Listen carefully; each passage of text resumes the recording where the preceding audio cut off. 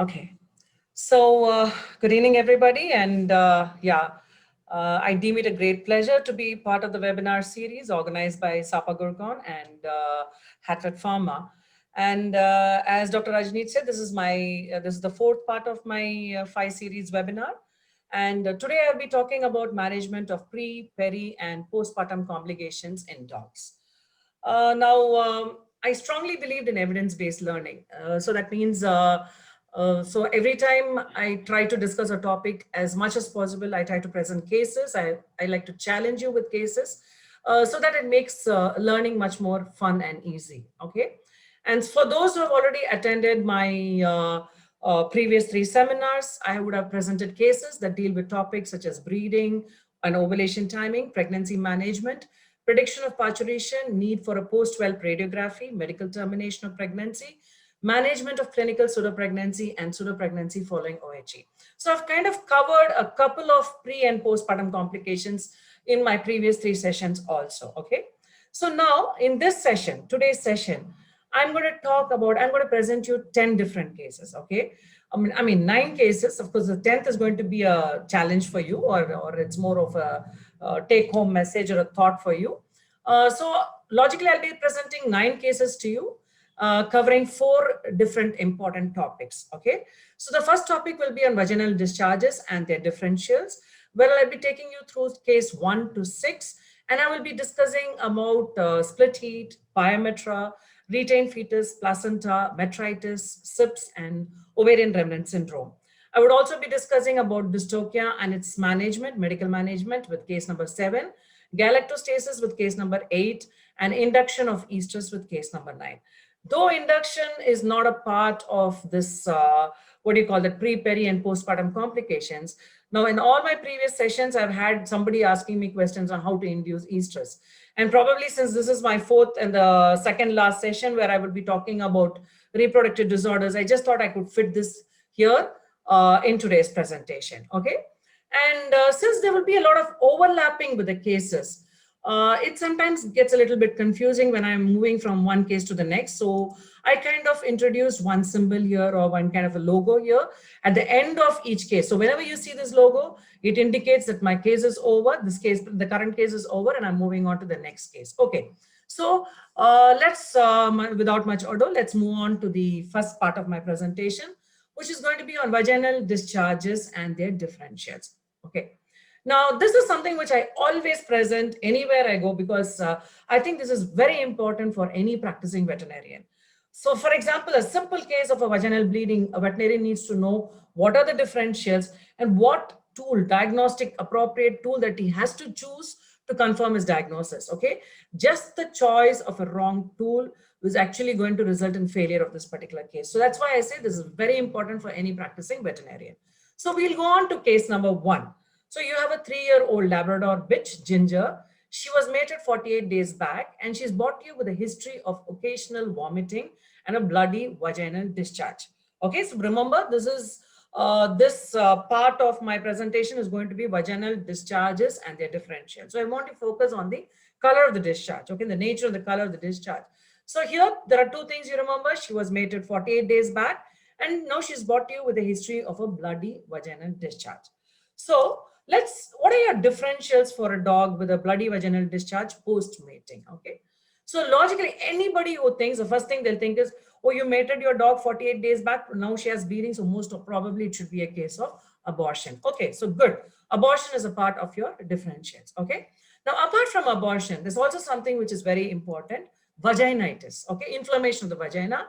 This can happen at any stage of the cycle, okay? Maybe it is proestrus with vaginitis, estrus with vaginitis, diestrus, unestrus with vaginitis, any stage.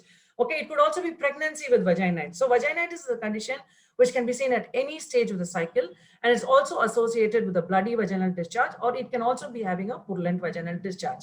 So that means whenever I see a bloody discharge or a purulent discharge, vaginitis becomes a part of my differential protocol, okay? Now, the third important thing is pyometra or cystic endometrial hyperplasia. Now, why do I think of pyometra here? Okay. Now, when you talk about definition of pyometra itself, it's a hormonally mediated diestrous disorder. See, that's what It's a very beautiful definition. It's a hormonally mediated diestral disorder brought about by bacterial contamination of the uterus. So this is your definition of pyometra. So now, for example, let's say this dog is in estrus, you mated her. There is a possibility she could become pregnant. And if she does not become pregnant, she enters into the period of diestrus. Okay, am I right? I hope you remember your first class, right? Okay.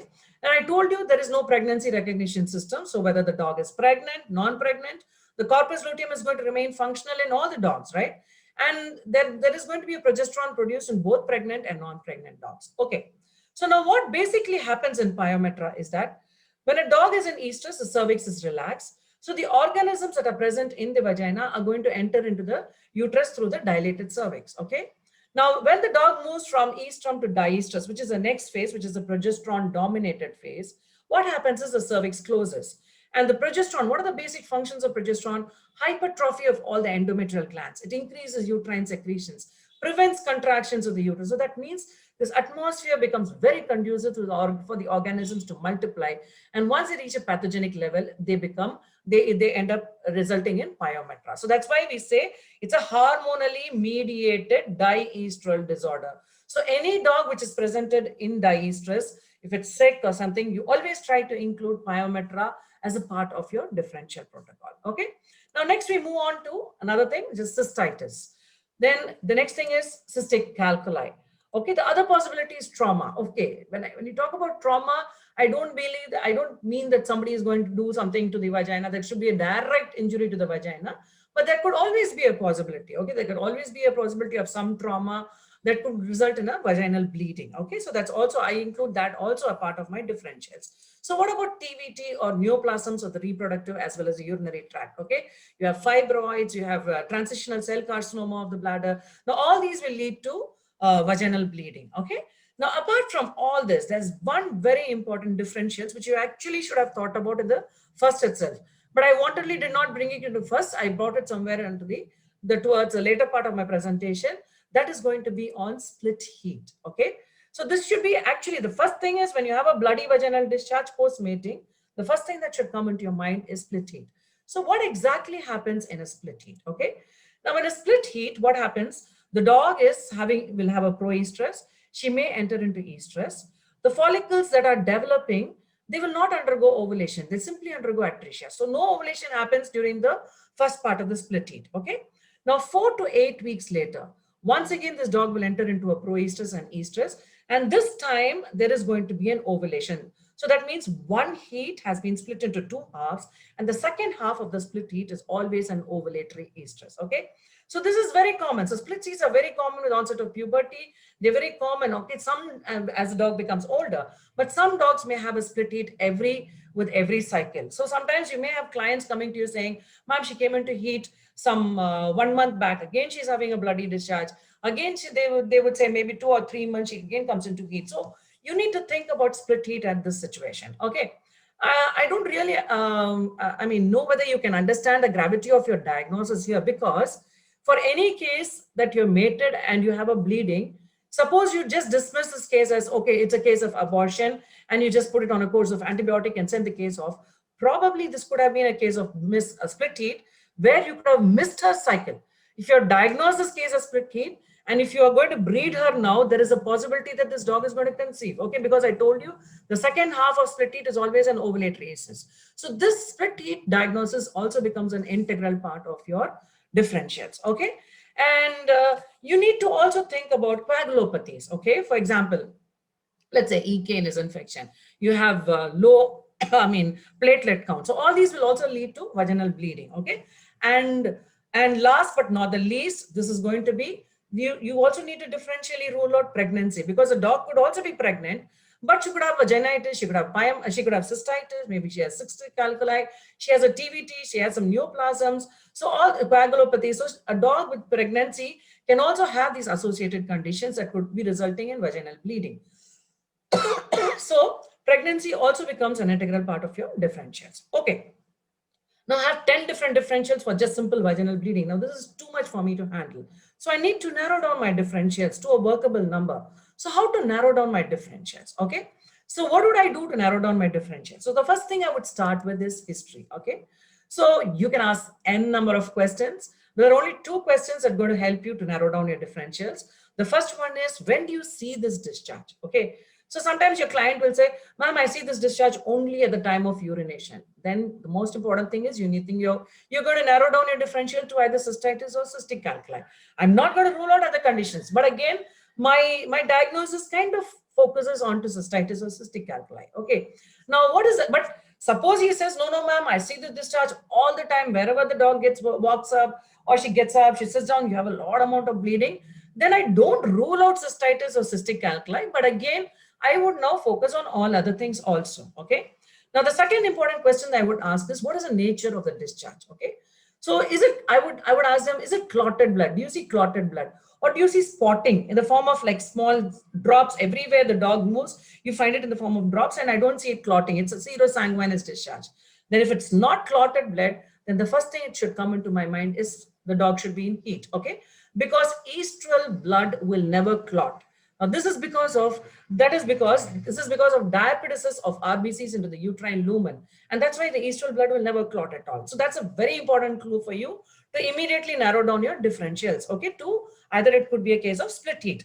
But if the owner says, no, ma'am, I see clotted blood, it's there, it's dark brown, it's clotted, then probably I may have to rule out split heat and I have to think about the other reasons for a vaginal bleeding. Okay, now then I proceed with my physical examination.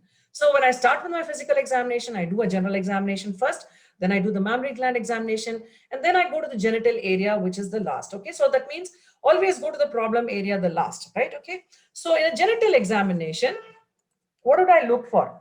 I would look for edema of the vulva. So I look for the appearance of the vulva, the nature of the discharge, and I look for the presence of any TVT or fibroids. Okay. Now, vagina will be swollen and edematous only during estrus or during vaginitis. Okay. So that means when you have a swollen vulva, think of these two. And also this dog, either during estrus or during vaginitis, she'll be highly attractive to male dogs. She'll be attracting male dogs. But remember, in vaginitis, she will never allow the male to mount. Okay. Mounting will not be allowed, but attraction would be there. Sexual attraction would be there. So looking at this, maybe that would help to narrow down your differentials to a certain extent. And again, the nature of the discharge. I already told you the nature of the discharge, color of the discharge. So if it's going to be, I told you serosanguinous, think of estrum. See, we had a case of a 10-year-old lab. Okay, so when a 10-year-old Labrador was bought and she was having vaginal bleeding, when I asked the owner, when do you see the bleeding? And she says, ma'am, it's in the form of spotting. Okay, and then I asked her, when was the last heat? When did she come to heat? She said, 6 years back. Thereafter, she's never come into heat. We've never seen a bleeding at all. So when I just look at the vulva, it's swollen edematous, and the discharge was serosanguinous. You can see a drop of discharge coming out, which is a serosanguinous discharge. So it already goes into my mind. There's a probability this dog is in heat. So my priority of diagnostic procedure would have been a cytology rather than the other thing. Okay. So that case, I did a cytology. Straight away, I started with the cytology. I realized this dog is in estrus, and I just gave my advice accordingly. So looking at the nature of the discharge helps narrow down your differentials. And then look for TVTs or fibroids. I know most of the time they're present outside the vulva, but occasionally they would be present inside the vulva. Okay, which you may miss if you don't do a physical examination. Okay, now just do a physical examination. Don't do a digital examination, because if you have a gloved finger, and if you're going to have a lubricant in your gloved finger, and you're going to introduce it into the vagina to check whether there's any fibroids or tumors or growth or anything like that, then it's very difficult to take a vaginal smear. Okay, so don't do a digital examination at this point of time. Just do a physical examination. Okay, so once you do a genital examination, next what we're going to do is your diagnostic procedure. What diagnostic procedure you're now going to use to narrow down your differentials? Okay, so being a person who's working in reproduction, for me, cytology and ultrasonography is just a part of my practice. Okay, I cannot do anything without these two diagnostic tools. Okay. Hatvet PHARMA introduces its herbal range in 2021. Hatpyrin tablets, natural and safe antipyretic and anti-inflammatory. Natural and safe antipyretic and anti-inflammatory tablets, Hatpyrin tablets. Indications: fever of multiple etiologies, post-surgical procedures, pain management, painful condition like acute sports injuries, osteoarthritis, and juvenile arthritis in pets. Menstrual cramps in bitches. Dosage: small breeds 1 tablet once a day. Large breeds 2 tablets once a day. For cats, half to 1 tablet once a day. Route: oral. Presentation: 1 into 10 tablets. You can book your order online at www.hatvet.com. Looking forward to a long-lasting business association. Thank you. Now, apart from this, you also have your radiography, you have your vaginoscopy. Now, all this is going to be there. But what would I do first? So I would start off with vaginal exfoliative cytology. Okay. Now, I already told you, before you do a digital examination, your cytology should precede all your other diagnostic procedures. Okay. So before I do a digital examination, I'm going to introduce a smear. I'm going to introduce a cotton swab, take one smear clockwise, anti-clockwise, take it out. And I don't have to stain it and examine it immediately. But my most important thing is I need to take a vaginal smear first before I do a digital examination. Okay. Then maybe I can do a digital examination to check for the presence of any tumors or not. So what will I be able to see in cytology? Okay. Now, if I'm able to see this kind of superficial cells, okay, they are polyhedral in shape with a compact nucleus. If I'm going to see superficial cells, then most probably this dog is going to be in proestrus or estrus. And that means my differentials are straight away, I narrow down my differentials to split heat. Okay. I don't have to look at anything else straight away. My case is a case of split heat. Fine. So I've immediately narrowed down my differentials. But if I'm going to have intermediate cells, okay, when do I see intermediate cells? I would be seeing intermediate cells when there is going to be an increased levels of progesterone. So in pregnancy also I will see intermediate cells. In pyometra also I'm going to see intermediate cells. But whatever it is, in a progesterone dominated phase, the type of cells I would see is intermediate cells. They're round or oval in shape with a vesiculated type of nucleus. Okay. So if I see intermediate cells, then I'm going to rule out split heat. But I still have all the other differentials in my mind. Okay, abortion, vaginitis, pyometra, cystitis, cystic alkali. So that means I still have to use some other diagnostic procedure to narrow down my differentials. Okay, now if I'm going to see intermediate cells with plenty of neutrophils, that means the dog is in diestrus stage of the cycle, or she could be pregnancy with vaginitis also. So maybe the dog could be having vaginitis, or it could be having pyometra, where I still have to differentiate it using some other diagnostic procedure. Okay. Now there's no possibility that I can see TVT cells in the smear and I can treat the case appropriately. Okay. So this is all I can do with cytology. Beyond this, I may not. So staging of the cycle becomes a very important aspect when I'm going to use my cytology as my diagnostic procedure. Okay. So now the next diagnostic procedure I would prefer to use would be an ultrasound. Okay. Now I told you, to me, an ultrasound is like a scraping for any dermatologist. Okay. So any case that comes to me, I suspect, because I told you, I have so much of differentials, a bloody discharge, I need to have so much of differentials. I would simply start off with an ultrasound, and I don't charge this ultrasound on the client because this is more of a diagnostic procedure for me to narrow down my differentials. Okay. So what I would do is, when I do an ultrasound, there are so many conditions I can eliminate. Okay. So I can check for pregnancy, and then I can rule out fetal abortions, resorptions, okay, absorptions. Then I can rule out pyometra, rule out cystic endometrial hyperplasia. I could rule out cystitis, cystic calculi, and again, neoplasms of the bladder. So there are so many conditions that I can rule out with my ultrasonography. Okay. So that means ultrasound again becomes very important for me when I'm trying to narrow down my differentials. Okay. So now the next diagnostic procedure. Let's say I don't see still, I did a vaginal cytology, the dog has intermediate cells, okay? I do an ultrasonography, I still don't see anything else. I don't see anything abnormal. Everything is normal. I don't see anything abnormal, right? So now I still haven't narrowed down my differentials, okay? Then I may opt for a vaginoscopy, because if there are presence of any tumors deeper in the vaginal tract, okay, which I will not be able to do by visualize by digital palpation, I can diagnose with the help of a vaginoscopy, okay? So something related deeper in the tract, I can use a vaginoscope to actually identify the condition. Okay, still I don't see anything, then my radiography may not help me at this point, except when I'm trying to look for any, calculi, right? Other than this, radiography is not going to be important to me at this point of time. But if I'm not still don't see anything, then I need to look for the clotting profile. I need to do a complete CBC or look or rule out coagulopathies, because that's a separate topic which I cannot discuss on a whole, but I need to rule out coagulopathies also. So most of the things that I would do, and finally, if I don't see anything, then I go for a clotting profile. So with this, I finished the first case, which is differentially, where I have a vaginal bleeding in a dog post mating. And we have looked at the differential diagnosis and how to narrow down our differentials. Okay, so we move on to case number 2, which is a 3-year-old Labrador, but same dog, Ginger. Let's say this dog was mated 48 days back, but now she's brought to you with a mucopurulent vaginal discharge and an occasional vomiting. Okay, don't get confused, because an occasional vomiting is just, I've just given this to you to just confuse you, right? Okay, but just the most important points you need to remember is mated 48 days back and you have a mucopurulent vaginal discharge. So your differentials for a mucopur or a purulent discharge 48 days post mating. Okay, what are you thinking of? So as usual, I'm going to think about vaginitis. I told you vaginitis, I can have a bloody discharge, I can have a purulent discharge also. Okay, nor I should have a pyometra. I can have a pyometra or a cystic endometrial hyperplasia where the discharge can be purulent, it could be grayish in color, yellowish, dark brown, reddish brown, or even it can be red mixed with white, so giving you a pink color discharge. So any of these conditions can you need to also think about pyometra, right? Discharges.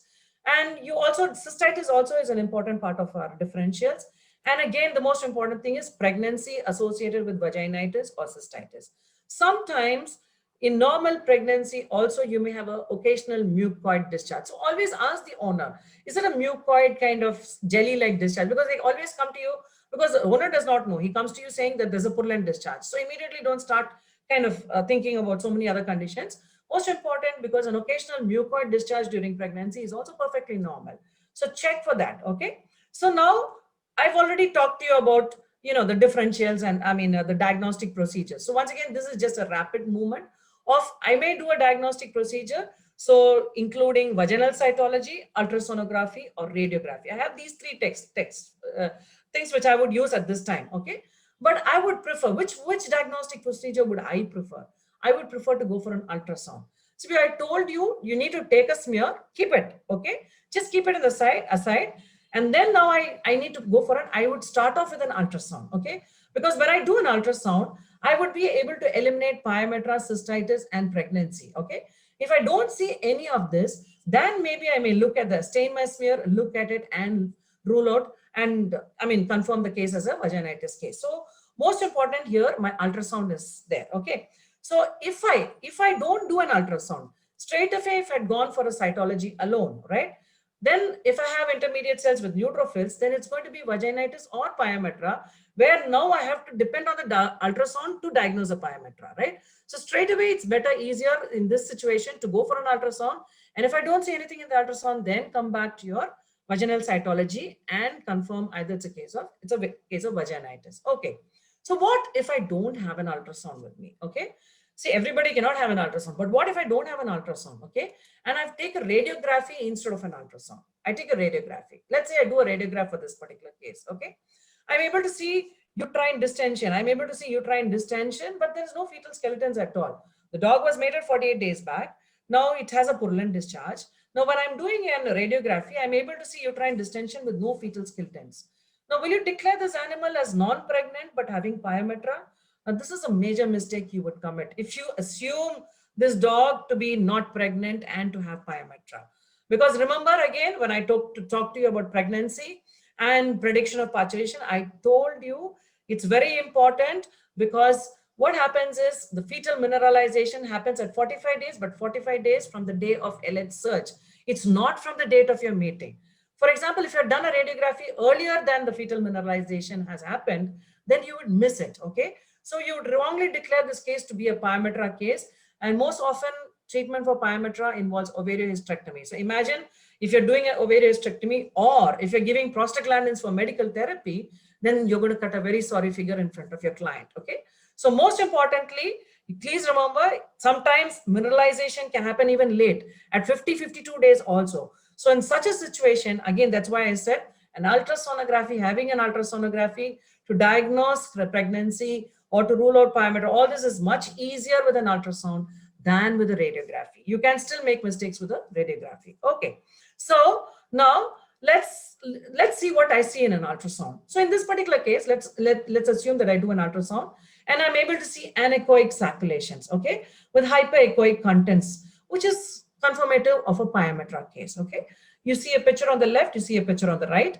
Now here the wall is thin, whereas here you see mild thickening of the wall. Okay, so this is the beginning of cystic endometrial hyperplasia, where the endometrial glands become cystic and dilated. So every time the dog is under the influence of progesterone, every heat cycle when the dog goes out of heat and then goes back into heat, and every time she comes into heat, what happens is she gets exposed to this progesterone dominated phase, which may result in cystic dilatation of the endometrium, leading to what is called as cystic endometrial hyperplasia. Okay, now here you have another picture where I don't see any fluid inside the lumen at all, but you see the endometrial lining.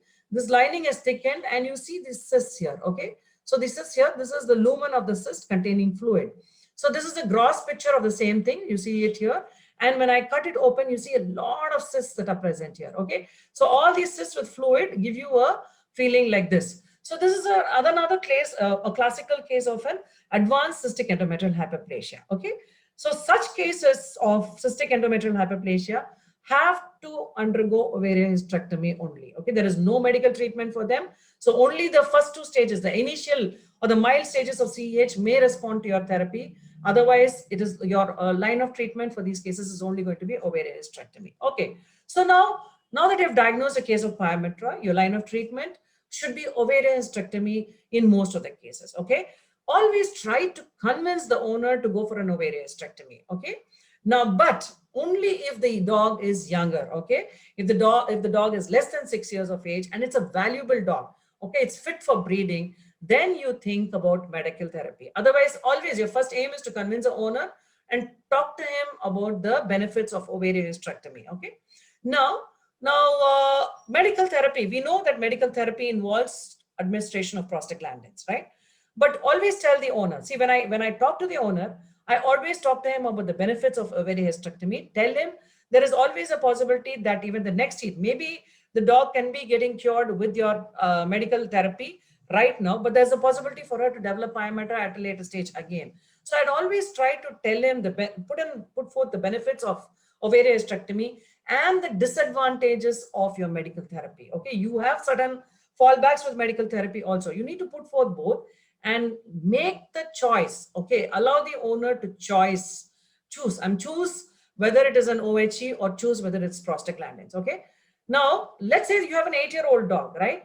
And when you ask this owner, and this dog is diagnosed with pyometra, and you ask this owner, shall we go for ovariohysterectomy? No, ma'am, I want to breed her. This 8 years, he would have not bred this dog even once also. But now, because the dog is already old and he wants to take 1 liter out of this dog, he'll say, no, ma'am, I want to breed this dog. Please go for medical therapy. No, the most important thing with medical therapy is it should not be used when the dog is beyond 6 years of age. I'll talk about candidates for prostaglandin therapy. Okay. So when you're talking about medical therapy, let's say this dog is a valuable dog and you want to breed it. So you're going for medical therapy. So medical therapy involves prostaglandins. And we already spoke about prostaglandins. You have natural preparation, you have analogs. Okay. So when I'm going to use an analog cloprostenol, the dose is 5 microgram per kg body weight subcutaneously once a day for 7 days. Okay. Now I'm also going to go for, if I'm going to go for natural preparation, that is dinoprost, tromethamine or Lutalase, commercially available as Lutalase, the dose is going to be 0.1 to 0.25 milligram per kg body weight subcutaneously once a day for at least, again here also at 7 to 8 days. Okay. Now here my basic, see, your line of treatment with pyometra is either you remove the uterus with the pus or you're going to evacuate the pus. So my idea to give prostaglandins is to bring about contractions of the uterus and evacuate the contents out. Okay.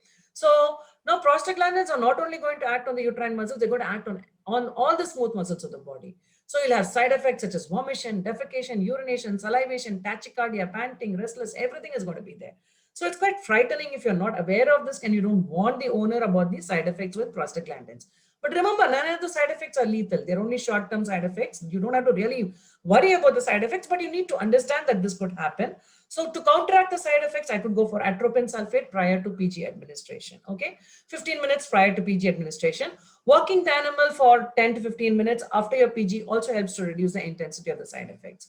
Now with pyometra, along with prostaglandins, concurrent administration of antibiotics and fluid therapy is going to be a must. Okay, so now I already told you prostaglandins, not only the first thing is they're going to bring about regression of the corpus luteum, then they act to bring about contractions of the uterus, and they bring about cervical dilatation. So if you see, the dilatation of the cervix is the last order of its action.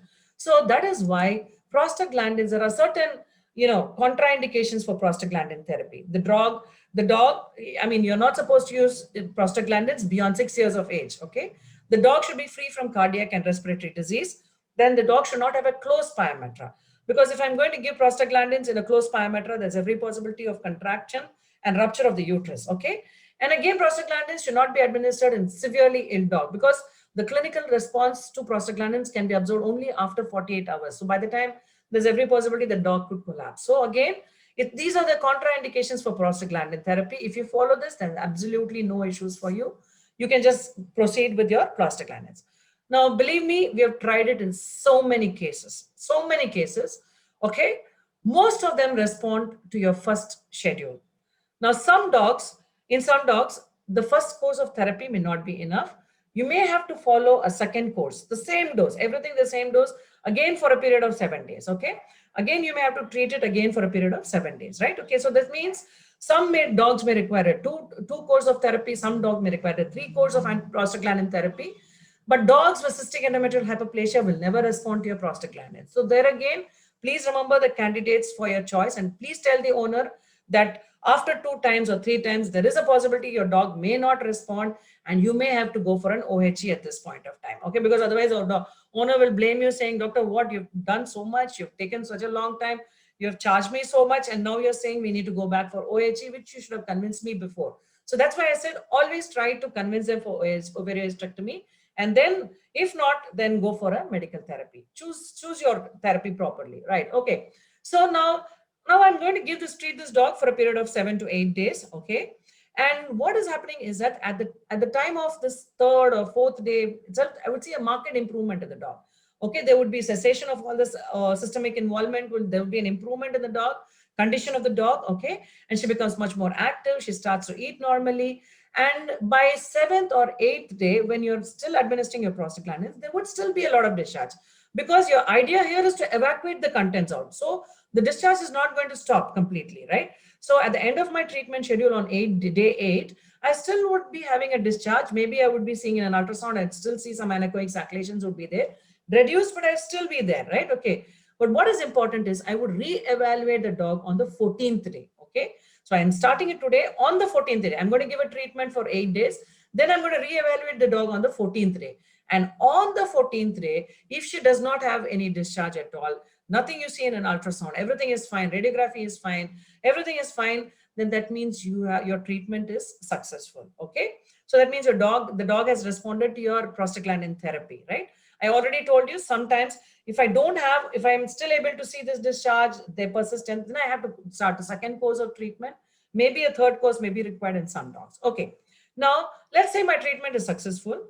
But what is very important is that prostaglandins do not completely eliminate an underlying infection. There is always a possibility that during the next heat, if the dog does not become pregnant, she may go in for a pyometra. So it's very important you tell the owner to breed the bitch during the subsequent cycle and take all suitable measures to make sure that she becomes pregnant. Okay, so that we finish with the second case, that is case number 2 with the purulent vaginal discharge. Hatvet PHARMA introduces its herbal range in 2021. ImmunoHat Syrup, Immunomodulator, Anti-infective and Phagocytosis Enhancer. Natural Immunity Modulator. Immunomodulator, Anti-infective, Phagocytosis Enhancer Syrup, ImmunoHat Syrup. Indications: helps in improving the phagocytic index and results in faster recovery. Regulates the immune system response and promotes healthy skin. Pre and post vaccination in pups and immune compromised animals. as an adjuvant with antibiotic therapy, as a supportive with steroidal therapy, especially in skin infections. Dosage for dogs: small breeds 1 to 2 ml twice a day, large breeds 2 to 3 ml twice a day.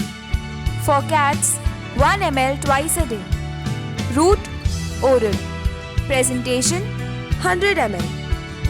You can book your order online at www.hatvet.com. Looking forward to a long-lasting business association. Thank you. So now let's move on to case number 3. A 2-year-old Cocker Spaniel bitch. She whelped 24 hours back. Okay. The last puppy was delivered 24 hours back. Thereafter, there was no straining was noticed. No further symptoms have been reported, right? So you have 7 live puppies. The last puppy was delivered 24 hours back. So this is important.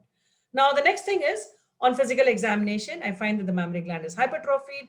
I'm able to palpate a mass. When I palpate, I'm able to see a mass that is palpable. So is it a fetus? Okay. I don't know, because an involuting uterus will also give you an appearance of a kind of a retained fetus. Now the vulva is swollen and edematous. Discharge is greenish black in color. So things to remember: the greenish black discharge here, and this dog, the last puppy was delivered nearly, how many hours back I said? 24 hours back. The last puppy was delivered 24 hours back. Okay. So I have a discharge greenish black distance. So what are my differentials here? Right? So a greenish black discharge at the time of parturition is perfectly normal. This is due to a pigment called as utrovertin. And so this imparts a greenish. So when there's going to be a placental separation, it imparts a greenish coloration to the discharge, which is perfectly normal at the time of parturition. So the normal course is that this discharge will be there for 12 hours. Now, after 12 hours after the last puppy is born, this discharge will change from a greenish black to almost a kind of a reddish brown sanguinous discharge. Then it slowly moves on to a mucoid discharge and finally stops. So that means the pattern is that a greenish black to a reddish brown sanguinous discharge, then sanguinous, mucosanguinous, and finally it will stop. So for this to happen, it almost takes nearly 25 to 30 days, sometimes even 40 days, so slightly longer than that also.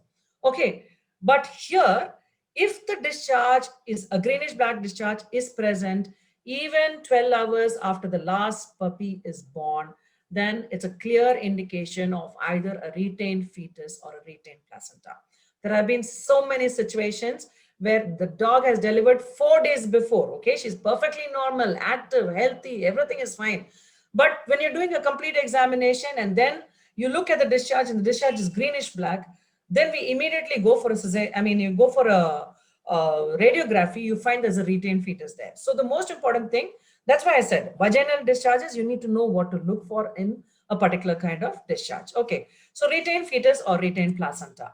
So which diagnostic procedure would you prefer in this case? Would I go for a radiography or would I go for an ultrasonography here? Okay, now let's say I go for an ultrasound here. And I've presented this case before. This is just to remember that this is with relation to the discharge that I'm talking about the case, right? So on ultrasonographic examination, this is what I'm seeing. I'm able to see some amount of fluid in the uterus. So I think, okay, this is normal for a post-whelp uterus, right? Okay. But I don't see any fetal skeletons. I don't see any retained placenta. So I tell this owner, don't worry, nothing is there, no retained fetus. But what if I do a radiography here? Now the same case, when I've done a radiograph, I'm able to see a retained fetal emphysematous fetus, okay? An emphysematous fetus will not be able to visualize in your ultrasonography. So that is why for a post-whelp case, the first diagnostic procedure you should choose is a radiography. Once I find a retained fetus there, maybe I can go for an ultrasound to check whether the fetus is viable or not, and then I choose my appropriate treatment protocol based on that, okay? So always it's important to advise your client to tell him to come for a post-whelp radiography. So that's important. Okay, so now let's go on to case number 4. So you have a 2-year-old retriever bitch. She delivered 5 days back, but now she's brought with a history of dullness, depression, vomition, and a purulent vaginal discharge. She stopped mothering her puppies. So now this is a dog. She has delivered 5 days back. Now she comes with a purulent vaginal discharge. Okay. So most of the time, people, when the moment they see a purulent vaginal discharge, they'll always immediately say this dog is having pyometra. See, I remember the definition of pyometra is a diestral disorder. I can see pyometra only if the dog is not pregnant and she goes into diestress. Then I would, if I have a purulent discharge, then pyometra becomes a part of my differentials. But if a dog which is already delivered and now she has pyometra, I mean, now she has a purulent discharge, then I don't think of pyometra. Okay. So then I need to think about other conditions. Vaginitis. Vaginitis is possible even after post 12. I can think of cystitis. And also the most important thing I need to think of is metritis. Now with metritis, with so much of systemic involvement, I think logically that should be your case, because metritis will always be associated with systemic problems in the dog, right? Now, vaginitis is a condition which will not show any, the dog will not show any systemic involvement at all, okay, except for a purulent discharge or a bloody discharge. In vaginitis, you will not see any other systemic involvement. But with metritis, it's just opposite, and you would see systemic involvement, which could be fatal for the dog also, right? So now here again, your diagnostic procedure, you have to first you can go for an ultrasonography. Then if nothing, you don't see anything, then you go for a vaginal cytology. Okay. So what if your dog is having a metritis? Now you need to treat it with an antibiotic therapy, a stiff dose of antibiotic therapy. And if the condition happens within 24 hours after parturition, you have a purulent discharge within 24 hours of parturition, you can go for oxytocin. Okay. Or alternatively, you can evacuate the contents by going for prostaglandin therapy, right? So here again, as I told you, the dose is the same. So you can go for analog 5 microgram per kg subcutaneous once daily for 5 days. Or if it's going to be a natural preparation, 0.1 to 0.25 milligram per kg once daily for 5 days, or 30 microgram per kg subcutaneous BID twice. So if you're going to lower the dose, you need to increase the frequency of administration. And though the side effects are less, the frequency of administration needs to be increased, right? So here also you have it helps in contractions of the uterus and evacuation of the contents out. Okay. So now let's move on to the next case. You have a 4-year-old German Shepherd bitch. Okay. She went 50 days back. Now she's apparently, healthy, but she's brought you with a history of a sanguinous vaginal discharge. Okay. You see a sanguinous vaginal discharge in this dog. So now, here again, please remember 2 important points. This dog is already delivered, right? 50 days back. But now she has almost a bloody or a sanguinous kind of a colored discharge, right? So I told you for a normal discharge to change and to stop, it takes 30 days. Sometimes it goes a little longer, even 40 days. Now, if it happens after 50 days or 60 days or 3 months or whatever you're seeing this, now this is a typical case of what you need to look at so many differentials, right? So you're now ruling out split teat because this dog is already delivered. So you're ruling out split teat, ruling out abortion, you're ruling out pyometra. So you need to remember these are the same differentials for the first, what we saw for the first case, okay? But here you're eliminating split teat, abortion, pyometra because the dog is already delivered, right? But you need to, you need to think about vaginitis, cystitis, cystic calculi, trauma, TVT, neoplasm, coagulopathies. They're all going to be a part of your differentials. Now, apart from all these differentials, one important thing you need to think about is subinvolution of placental sites. Okay. So what exactly is the subinvolution of placental sites? Where the placental or involution, the process gets delayed. Okay. And there will not be any other clinical signs other than a bloody or an off-color discharge. Okay. The dog will be perfectly normal. No systemic involvement will be there. You can rule out all the other differential diagnosis with your various diagnostic procedures. If you don't see anything, maybe this is a case of SIPS, and there is no treatment required, spontaneous remission, and an administration of oxytocin, 5 to 10 international units of oxytocin intramuscular immediately after whelping may help to prevent the condition. There is no guarantee that it would prevent the condition, but it's again, research has shown that it helps to prevent the occurrence of subinvolution of placental sites. Okay. So we finished with this case. So we move on to case number 6. So you have a 2-year-old mongrel bitch. She was spayed 6 months back. She's brought to you with a history of a sanguinous vaginal discharge. So now this dog has been spayed, right? So both the ovaries and the uterus has been removed. Ovariohysterectomy was performed. And now you have a sanguinous vaginal discharge. Okay. So that means all your differentials are there. Vaginitis, cystitis, cystical. So that means any discharge which is bloody, this all becomes a part of your differentials. Okay. Trauma, TVT, neoplasms, coagulopathy. So you need to use all your diagnostic procedures to rule out all these conditions. Now, apart from this, okay, remember this dog has had an ovariohysterectomy done, right? OHE has been done. So that means two important differentials is an ovarian remnant syndrome and a stump pyometra. Now, these two become a very important aspect when you're trying to do your, think about your differentials for a, sanguinous discharge in a spayed dog, okay? So, so let's say I'm taking a VEC, okay? And I'm seeing superficial and conified cells. I'm not seeing any neutrophils, but I'm seeing superficial and conified cells. So obviously the first thing that comes to my mind is this dog is in heat, okay? But I've actually done an ovariohysterectomy, but this dog is actually in heat right now, right? So when I do a digital examination, I rule out TVTs, I rule out tumors. Now I perform an ultrasonography, no stump pyometra, cystitis, nothing is there. Okay, so obviously when I've done my VEC itself, I narrow down my differentials into superficial and conified cells. But in an ultrasonography, I'm also seeing this, okay? Now, this is the caudal pole of the kidney. At the caudal pole of the kidney, I'm able to see some kind of anechoic structure, okay? Now, this is nothing but the ovary with follicles there, suggesting that the ovary is still functional. And that means indirectly suggesting that you have left the ovaries in situ, okay? See, ovaries may have been left intentional also, because some people do what is called as an hysterectomy. Some people leave one of the ovaries intentionally because they want to overcome the side effects associated with complete removal of the ovaries, right? So they leave an ovary inside also, okay?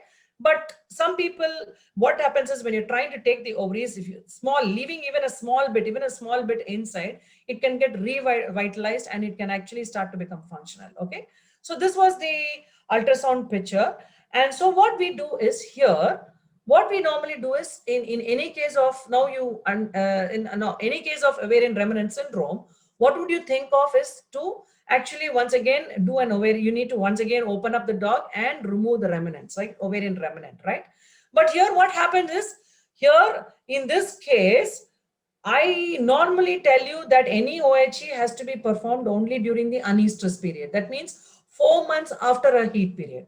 But in an ovarian remnant syndrome, if I'm going to do the surgery during the unestrus period, remember I'm trying to look for the ovarian remnant, which could be very tiny, which I could miss it in an unestrus period, right? So that is why in an ovarian remnant syndrome, it's very important because I would do the surgery during the estrus period or during the diestrus period, okay? In this case, I tried to perform the surgery during the diestrus period. And when you remove this remnant, and you could see here, you can see the corpus luteum here.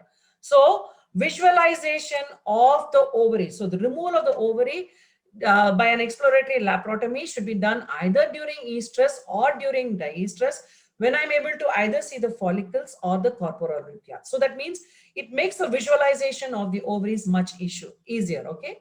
And the tissue located at both ovarian pedicles should be completely resected for a case of an ovarian remnant syndrome. Okay, so with this we finish this case. So with this we finish the vaginal discharges and their differentials. So next we are now moving on to canine dystocia, the second part of my presentation, which is going to be canine dystocia and its management. Okay, so I'm going to talk about medical management. Here I'm not going to talk about surgical management at all. So my focus will be totally on medical management of dystocia. Okay. So we have case number 7, which you have a Doberman bitch. She whelped 6 puppies, with the last puppy delivered 4 hours before. Thereafter, there were no signs of parturition. Okay. Now I mentioned this in my last presentation or the presentation before that, that interval between two puppies should not exceed 2 to 2.5 hours. Okay. Now, if it is more than 2 to 2.5 hours, that means there is a problem. Okay. You need veterinary intervention. This is very important for you to understand. Please remember that. But as long as the dog is delivering within 2.5 hours, delivering puppies, and the entire process of whelping takes 24 hours or more than that, it doesn't matter. As long as the dog is delivering at regular intervals. But if the last puppy is delivered 4 hours before and you find there's abdominal distension, there is a possibility of still fetus, the most important thing is you need to intervene. Okay. So a thorough evaluation involves assessment of the bitch, assessment of the fetus. Okay. So I do a digital examination to check for the presence of any fetus in the passage. And I'm going to palpate the abdomen and the uterus for any pain, because uterine torsion or rupture indicate there would be a severe abdominal pain when palpating. Okay. Now this entire examination should not take more than 5 minutes. I should be very quick in my examination. So what should I look for? A dog which has had delivered 4 hours back, no signs of whelping. So what complications do I expect in such a case? So it could be a case of uterine inertia, inability of the uterine muscles to contract, okay? Because of muscle fatigue, the dog is actually delivered, but then after that, she's not able to contract. So this is the possibility of uterine inertia. Then there could be a possibility of uterine torsion or a rupture of the uterus, hemorrhage, bleeding. Then pelvic canal obstruction. Now this obstruction can be because it is anatomical obstruction or due to a fetal oversize. Okay, because of fetal oversize, there's a fetal-pelvic disproportion leading to dystocia. There could be a premature placental separation resulting in death of the puppies, or there could be a direct fetal distress, right? So all these complications I need to actually assess in this particular case. Okay, so now let's say this is an obstructive type of dystocia. This is just the first two slides is just showing an obstructive dystocia can happen, right? So you have a dystocia that's resulting from a residual band of tissue. So you have a band of tissue that's going to be there, and you have a dystocia where a part of the puppy comes this side and another part this side. If the whole puppy is coming through one side, no issues. You may not even notice that there is a band present like that at all. But only if the puppy gets caught in between the bands, then it results in a dystocia. Simple, just cut off this residual vaginal band of tissue and you can deliver the fetuses out. This is one type of obstructive dystocia, okay? Now, this is another type of obstructive dystocia brought about by fetal anasarca, okay?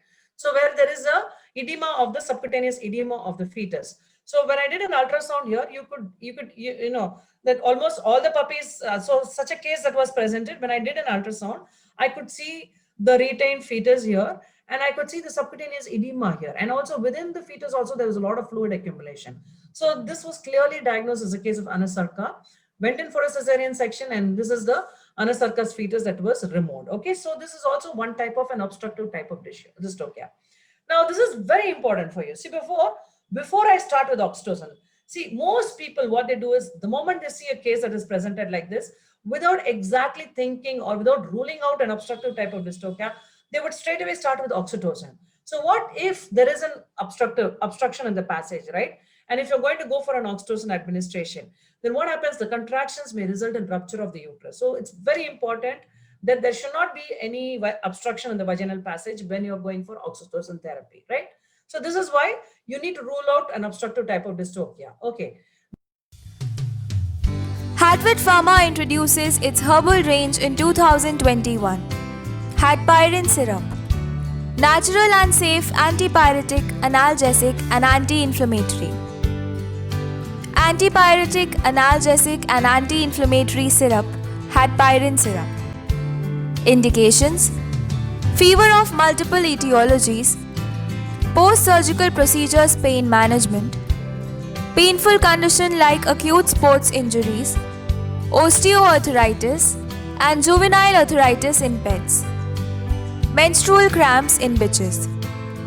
Dosage: for small breeds 1 to 2 ml twice a day, large breeds 2 to 4 ml twice a day, for cats 1 ml twice a day. Route: oral. Presentation: 60 ml. You can book your order online at www.hatvet.com. Looking forward to a long-lasting business association. Thank you. Then I do a radiography to check out the number of fetuses, the size of the fetus. So whether I'm going to see whether it is an oversized, fetal anasarca, all this I'm going to see, and I'm going to check it in relation to the dams pelvis. Then I'm also going to look at the position of the fetus. Is there any malposition of the fetus, right? And I'm also going to detect any fetal death. So if there is going to be a skeletal collapse, fetal death is going to be there. There's going to be intrafetal gas pockets. Then straight away, this is a case of fetal emphysema. Maybe there are a couple of other fetuses inside, but one of the fetus is dead and emphysematous. I would straight away go for a cesarean section. Okay, I would not wait for this case for an induction. Straight away go for a cesarean section. So a radiography is very important. It gives you a clue to all this point, right? So now this is again a radiographic image of fetal malposition. So if I see a case like this, though this fetus is normal. Now this is actually, there is a dorsal curvature of the spinal cord, and where per vaginal delivery is going to be very difficult for this fetus. And I would straight away go for a cesarean section for this case. Okay. So let's see what's happening in our dog. I do a radiograph in our dog, and the radiograph shows there are 3 retained fetuses. Yeah, position is fine and there's no fetal emphysema. Then what I do is I go for an ultrasound to check for the fetal heart rate, right? I'm now going to see the monitor the viability or the well-being, fetal well-being I'm going to do. Okay. So when I'm going to see the heart rate, how do I count the heartbeats? Okay. So in your ultrasound monitor, there is a timer at the top which counts the number of beats per 15 seconds, right? So you need to count the beats per 15 seconds, multiply by 4, that gives a number of beats per minute, right? So normally it's 220 beats, 220 beats per minute, 220, 280 beats per minute. But anything less than 140 is suggestive of fetal hypoxia, okay? So there, anything less than 140, straight away you go for a cesarean section. Don't attempt medical therapy at all, okay? Because by the time you're going to deliver the remaining fetuses, there is every possibility there would be a death of the fetus, right? So now let's say that I have 3 retained fetuses, heart rate is all fine, it's more than 200 beats per minute. That means all the fetuses are fine, no issues. Then classically, this is a case of dystocia due to uterine inertia. Okay.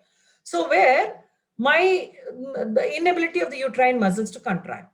So the drug, obviously that means in which drug which I'm going to use to bring about uterine contraction, oxytocin. Okay. So oxytocin is the drug that I'm going to start off at this point of time. But there are certain contraindications with oxytocin, right? You're not supposed to give oxytocin when the cervix is not fully dilated, right? Most often when you see a greenish black discharge, you think that the cervix is fully dilated and the dog is having a discharge, and I can straight away start off with oxytocin. There have been so many situations where you assume the cervix to be fully dilated, you start with an oxytocin therapy, but then when you're going to do an examination, see, I normally say you cannot pass in a normal, any vaginal, any dog, normal dog, you cannot introduce your hands completely, right? So you cannot really palpate the cervix. But in a pregnancy or in a parturition, at the time of parturition, you're going to introduce your finger. There's every possibility the dog will arch back, right? And there's a possibility that you can actually palpate the cervix. And in some breeds of dogs, for example, the German Shepherds or Rottweilers, the bigger dogs, my hand can generally pass through completely. So in certain situations, and once I start with an oxytocin therapy, when I've actually introduced my lubricated hand inside, and then I realized that the cervix is not completely dilated. That is just because my hand could go inside. What happens if it's going to be a Shih Tzu? What happens if it's going to be a smaller dog?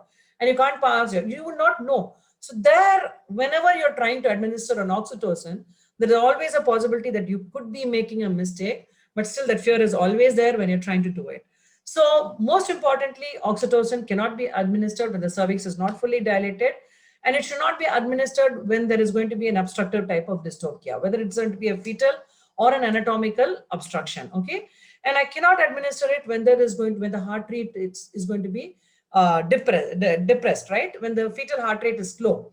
Now, while counting the heart rate also, it's very important. What you do is you need to take an average of 3 counts, because when I'm trying to place the probe over the fetus, okay, and you're trying to count the heartbeat, there is a contraction. If there's going to be a uterine contraction, and if it passes over the fetus, now what happens is that there is going to be definitely a slowing of the heart rate. So every time there's a contraction over the fetus, then the heart rate slows down. So that's the reason why we say you need to at least take a period. Take an average of three measurements or assessments before you declare that there is a fetal distress. Okay, so oxytocins are contraindicated when there's a fetal distress. Straight away go for a cesarean section. Okay, so now let's assume that everything is fine.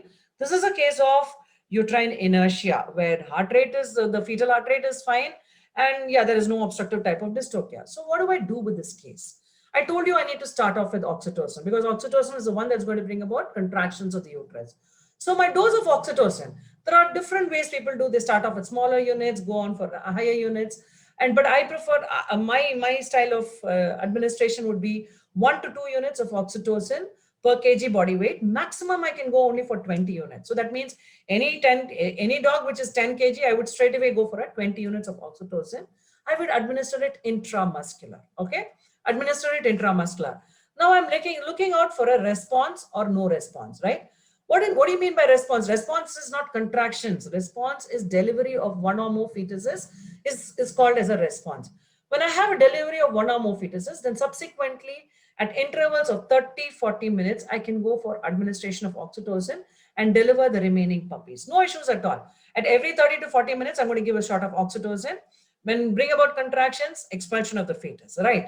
Okay, now, but if there is no response, now I'm going to administer along with oxytocin. I'm also going to administer glucose, and I'm going to administer, I normally use a 20% glucose, and I'm going to actually administer calcium. Now the dextrose, 20% dextrose is to give energy for the dog, and the calcium I'm going to administer is because an atonic uterus will never respond to your oxytocin administration, okay? So whenever there's going to be an uterine atony, your oxytocin administration will fail to evince or bring about a contraction. So what I would do is I go for calcium administration intravenous. So the dose is 1 ml per 5.5 kg body weight. So when I'm administering calcium, I do it as a very, very slow administration. I need to monitor the heart rate when I'm going for calcium administration. So my pattern generally is that I would start off with the calcium administration very slow. Once I finish the calcium, then I put the dog onto glucose administration. And normally I go for intravenous oxytocin. I can also go for intramuscular, it doesn't matter. Okay, but I prefer to go for an intravenous oxytocin administration.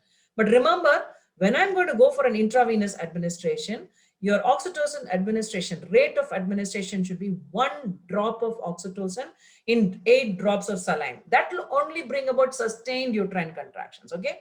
So if you're going to do a rapid administration of oxytocin, it's not going to help you at all, because the side of the effects of oxytocin are very short-lived. It has a very short half-life, right? So that's why in order to bring about best effects is to go for a very slow administration over a period of time. So that means 100 ml of 20% dextrose, I would administer it for a period of 4 to 5 hours. So that's the rate of administration, okay? And believe me, it's worked wonderfully. With my practical experience, I've seen so much of, I've come through, so many mistakes. I've committed so many mistakes. I've come through so many things.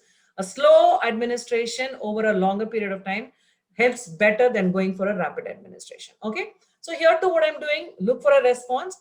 If there are response, now what I'm going to do is I continue with the delivery of the remaining fetuses with oxytocin administration alone, right?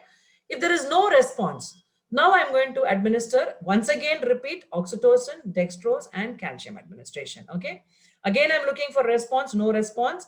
Response, once again, I continue with oxytocin administration. If there's no response, I go for a cesarean section. So every interval, so this is being done at intervals of 30 to 40 minutes, okay? At intervals of 30 to 40 minutes. So now, and so that is why, and see, when I used to, this is how I usually tell, in my experience, initially when I started off with induction protocols, I used to do a rapid induction. And so that means, let's say you have 10 puppies inside the dog, right? And so that means every induction is going to take 40 minutes, let's say 40 minutes.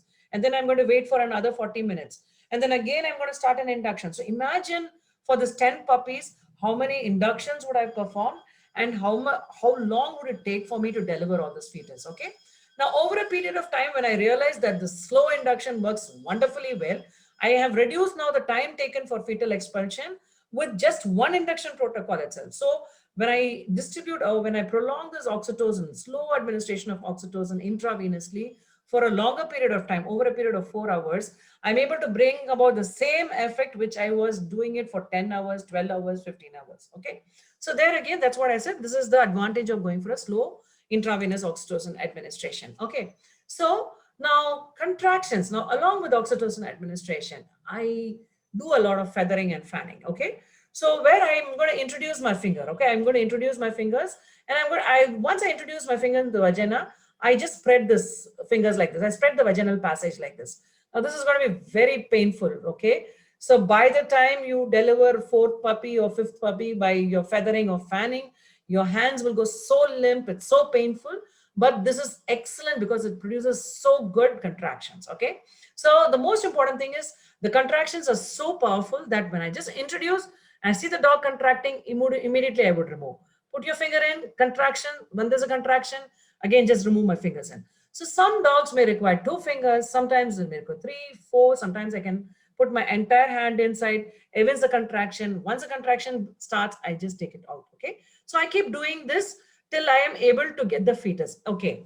Now, when I started working, when I was starting doing, I mean, when I when I was dealing with dystocias, and I was so happy because the first case I did this contractions and I could get, I could get the puppies out very fast. Okay. So you start to think that, your hands are better than your oxytocin administration, right? So at one point of time, I started doing, feathering, fanning. But what I realized is that sometimes when there are too many puppies inside, let's say 4 or 5 puppies inside, by the time I finish the feathering and fanning for the third or the fourth puppy, the passage becomes so edematous that the last puppy or the two or the remaining puppies cannot be delivered naturally at all.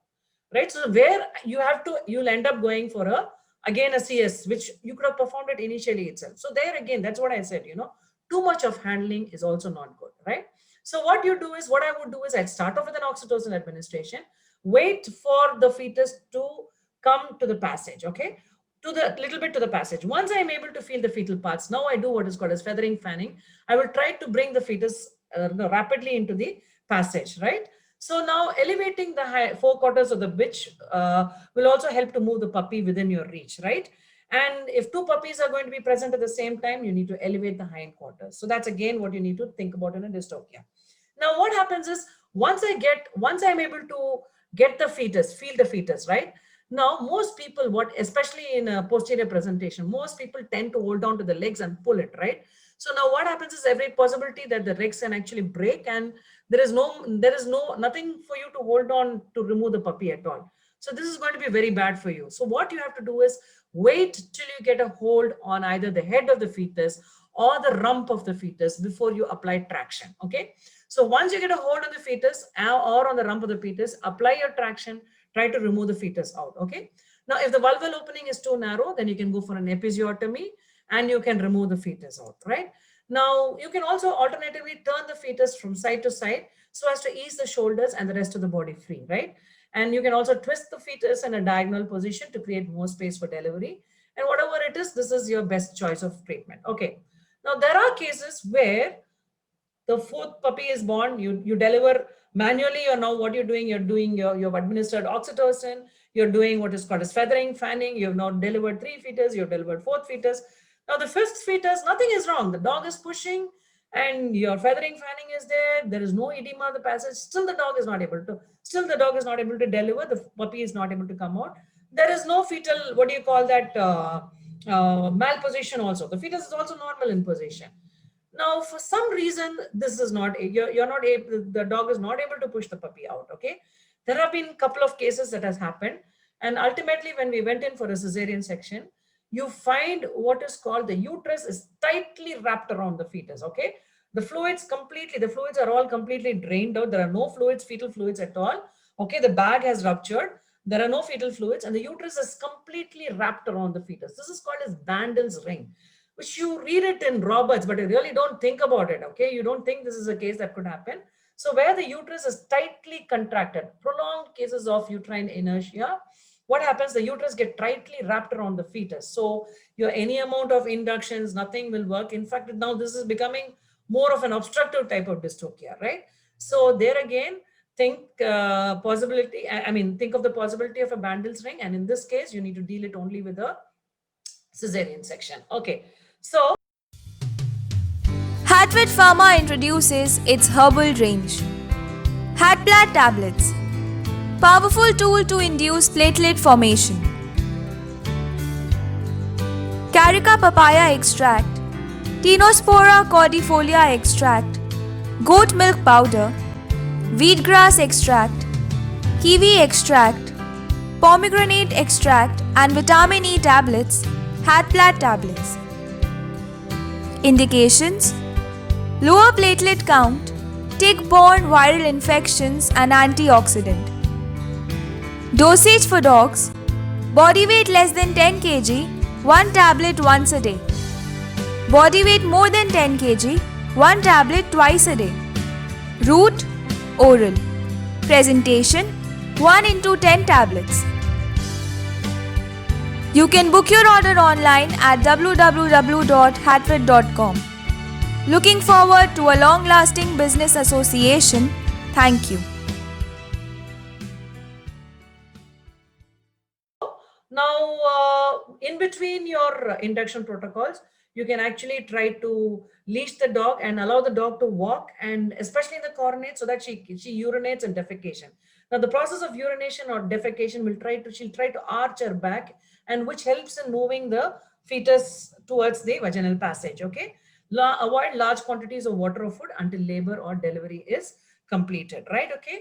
So conditions that warrant cesarean section, that means you have an uterine inertia that is unresponsive to oxytocin or calcium supplementation, fetal oversize, or if one or more pups or the size of the puppy is very large in relation to the dam's pelvis, if there's some anatomical obstruction of the birth canal, either due to some soft tissue or a bony obstruction, a fetal malposition that precludes vaginal delivery, uterine abortion, uterine torsion or a rupture of the uterus, and decreased heart rates, depressed fetal heart rates of less than 140 beats per minute.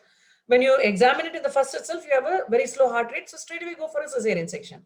Or what happens is probably you find that the heart rate is nice, good, fine, and you do an induction protocol, but for some reason the puppies are not being delivered, and suddenly when you find that then the heart rate is deteriorating, then you need to go for a cesarean section. So somebody asked me this question, in under what situations I have to go for a cesarean section. So this is your answer: conditions that warrant a cesarean section. So a lot of times, okay, when I worked in the university, okay, so there will always be a kind of war, between the gynecology section and the surgery section, because surgeons, we never used to do the surgeries ourselves. So all this dystocias or cesareans were done by the surgery people. Okay, so here what happens is, so when we used to actually monitor this and we say the heart rate is less than 140, you need to go for a cesarean, they would not agree, because they say the dog is fine. Why don't you do an induction protocol? So according to them, you need to do an induction protocol. And if the dog doesn't, after 3 induction protocol, if the dog does not deliver, then you need to go for a CS. Okay. No, that's not the indication for cesarean. If you remember, you're not just doing a surgery to remove puppies, you're doing a surgery to remove viable puppies that are capable of surviving postnatally. So that's your main focus, right? So there again, even if it drops down to less than 140 beats per minute, straight away go for a cesarean section. Okay. So these are pictures where you had a uterine torsion. Of course, this was a case which was seen by one of my very close colleagues in Coimbatore. So this is a classical case of uterine torsion. So where you see this, the absolute change in color of the tossed uterus. Okay. So the other horn is perfectly normal. This is a tossed uterus. So you can see this, right? And this is a case of uterine rupture. Okay. So when you did an ultrasound examination, you could see a lot of fluid in the abdomen. So we suspected this case to be a case of uterine rupture. So what we did is opened her up, and so here we did a exploratory laboratory, opened. You find this rupture here, and this is the fluid that was collected from the abdomen, right? Okay. So with this, I finish case number, I think it's case number 7, right? So now you have another case which you're presented with a 4-year-old boxer bitch, Cindy. So 1 week after whelping, she had delivered her puppies, but all of them have died, right? One after the other. So here I'm not talking about fading puppy. I finished all the fading puppy. So for some reason, the puppies are dead, right? Now the owner wants to stop the milk secretion. Okay. What do I call this condition? What do I call this condition? How will I clinically manage the case? Okay. Now this is a classical case of what is called as galactostasis, right? So where all the puppies are dead, but there is stasis of milk. The mammary glands appear swollen, enlarged, and they are painful, hot to touch. Okay. And so they're highly inflamed. So they may respond to warm or cold compress. You can go for furosemide, decreasing the food intake or water intake. All this you can do. But I think the best line of treatment would be to straight away go for an anti-prolactin drug. Okay. So gabagoline. That's why I said no. Gabagoline is an amazing drug. We have seen its use in pseudopregnancy. We have seen its use in medical termination of pregnancy. Now I'm going to use it for galactostasis. Anywhere I want to stop the milk secretion, I can go for gabagoline. Okay. The dose is 5 microgram per kg body weight once a day per os for a period of 10 to 12 days. Okay. So usually they say 5 to 10 days, but I prefer straight away go for 10 to 12 days. This helps to reduce the milk secretions. Okay. And this would be an ideal treatment for a case of galactostasis. Okay. And you are presented case number 9. You are presented with a 3-year-old Siberian Husky with a history of not showing heat signs for 13 months. Okay. So here you have a normal cycling dog, but now for the past 13 months, she has not come into heat at all. Okay. Now this is something which you need to, it's a worrisome, right? Okay. Because the normal interval, you need to understand the normal interval between two cycles can range anywhere between 4 to 4.5 months to as long as 11 months, right? Now anything beyond less than 3 months or more than 11 months becomes worrisome, right? Okay. So now this is, so this dog has not shown heat signs for the past 13 months itself, right? Okay. So now I need to think about two important things. Okay. I need to do a diagnostic procedure to check whether it is an unobserved estrus or whether it's a real case of anistrum. Okay. Maybe unobserved means it could have been a silent heat, or the discharge would have been very scanty discharge, or sometimes because of the hair, you're not able to visualize the discharge, and maybe you have missed the heat also. So it could be an unobserved estrus, or it could be a silent heat, or probably it's a real case of anistrum. So see, that's what I said. No, most cases such as that has been presented like this, no, they're actually a case of silent heat or missed heat. Okay, there are very few cases which are really a case of a anistrum. Okay, most often it would have been a silent heat or an unobserved estrus. So what would I do here to confirm my differentials? Okay, so what would I do in a case of a silent heat, right? If it's a silent heat, now I would take a smear check for the presence of cell types, right? So cells, if I'm going to see cornified cells or superficial cells, it's a clear indication that the dog is in heat, right?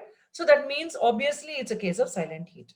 But what if I'm seeing intermediate cells? What does intermediate cells indicate? So the dog is in diestrum stage, okay? So that means the dog has moved from proestrus, estrus, and she has now intermediate cells, predominantly intermediate, which is diestrum, right? So I cannot have a diestrus period without moving from proestrum to estrum. So that means obviously when I look at intermediate cells, I immediately tell the owner, no, your dog has had a heat cycle. Only thing is it would have been a silent heat, or maybe you would have missed the heat period, right? But if I'm going to see cornified cells or superficial cells like this, obviously I know the dog is in heat. Okay. But if I'm going to see parabasal cells like this predominantly parabasal cells, there are predominantly parabasal cells are small cells, round or round cells, which actually they have a vesiculated nucleus. The nucleus is almost occupying the entire cytoplasm. So predominantly, if I'm going to have parabasal cells, then it is suggestive of anistrum. Okay. Now here only you have a true anestrus case. I'm not really talking about true anestrus. I mean, that is there again, it's a primary or secondary anestrus. But now you have at least a real anistrum case. Okay. So now this is where I'm thinking about an induction protocol. Okay. Now, when I'm trying to do an induction protocol, it's very important that the dog should be really in anistrum. Okay. So somebody calls me up from Kolkata, 2 days before, saying my dog is not cycling, and what do I do?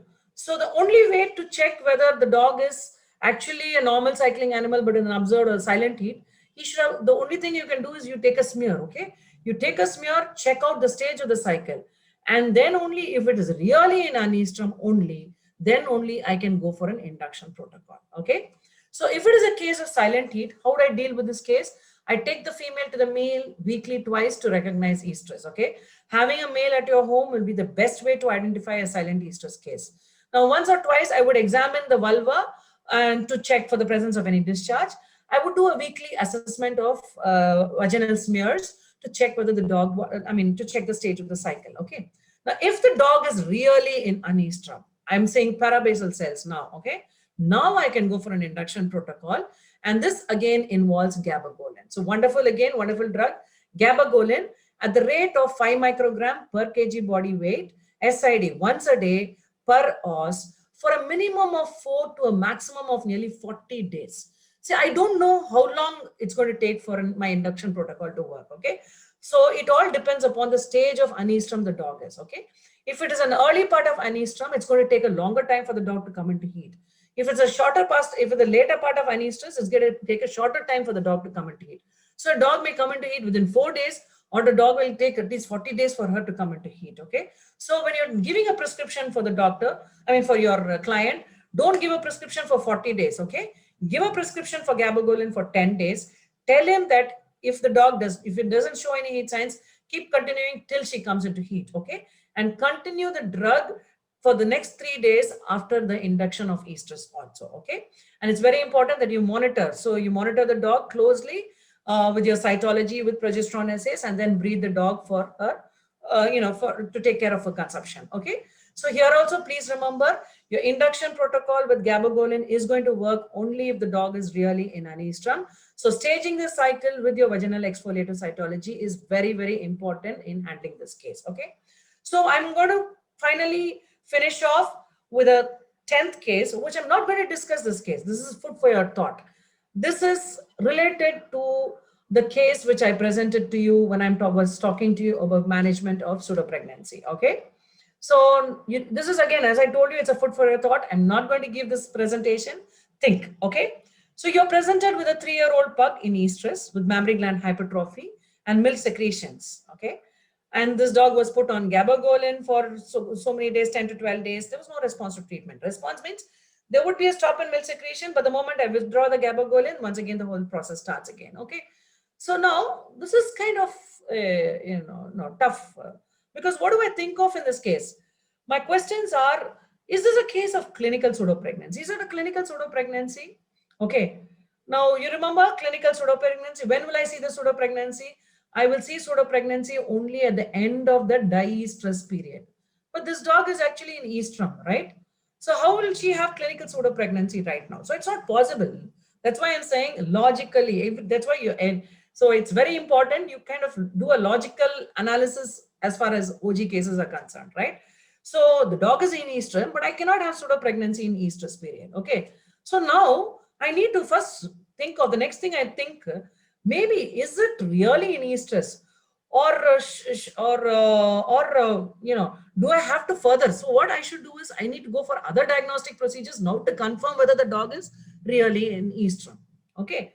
So now this is confusing because I cannot have estrus and pseudopregnancy go together, right? Okay. So what exactly is this case? So let's say if I'm taking a vaginal smear, I confirm that this dog is in estrum only. Then, but why is she showing signs of pseudopregnancy? Now, this is very important, okay? Please don't always look at when there is a milk secretion, don't always think about pseudopregnancy. My only clue here at this point, I'm not going to tell you what exactly the case is. My clue at this point is that you need to look for reasons for hyperprolactinemia, okay? Don't always assume that when a dog is having a milk secretion, she's going for pseudopregnancy, because this case cannot be, it cannot go together, right? A dog in estrum cannot have pseudopregnancy. So if I'm confirming her estrus period, then why is she showing signs of mammary gland enlargement and milk secretions? So now you need to think about reasons for hyperprolactinemia. So I think, so I'm not going to talk about this. Please go check up reasons for hyperprolactinemia. Very interesting, okay? And so with this, I think this is a food for your thought, and I would stop with my presentations. Thank you so much. Hatvet Pharma Private Limited is a pharmaceutical company with its head office at Meerut.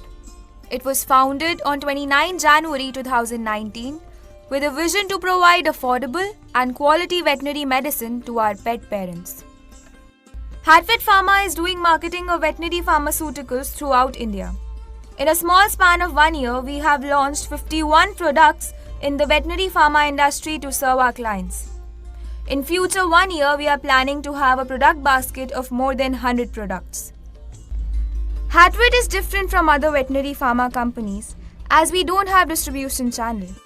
We understand the latest needs of market, and for this reason we have adapted to online module of selling our drugs to field practitioners. We are serving our clients by providing the required medicines at their doorstep without any middleman. We directly collect orders online, mobile app, WhatsApp, telephonic from our end customers, and we deliver the required products to their doorstep through our nationwide logistic partners Blue Dart, DTDC, TCI Express. We are happy to announce that in our client list, most of the leading pet practitioners of India are included.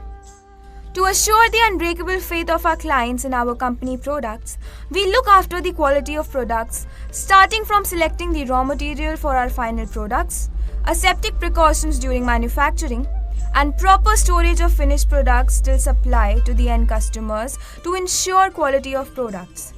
We are happy to share that Hatvet PHARMA has been recognized at various business platforms. Recently, an article on Hatvet PHARMA has been published in the leading business magazine, Business Connect. One more milestone in the success story for Hatvet PHARMA is that the managing director of the company, Dr. Rajneesh Tyagi, has been awarded Young Asian Entrepreneurs Award at Bangkok, Thailand on 7 February 2020. Our vision states Hatvet PHARMA to be a commercially viable leading veterinary pharmaceutical company in providing quality products affordable to various sections of the pet owner society. Our endeavor is to be a front runner in innovation and quality in the veterinary pharma industry. We see a very bright future for our company as we are working in pet industry, which itself is growing at a higher rate, approximate growth of 20% annually. We are regularly working on the knowing of needs of our customers to serve them in a better way. We value your support to Hatvet PHARMA and are very thankful to all of you. We look forward for a very strong and long business association between veterinarians and Hatvet PHARMA. Thank you.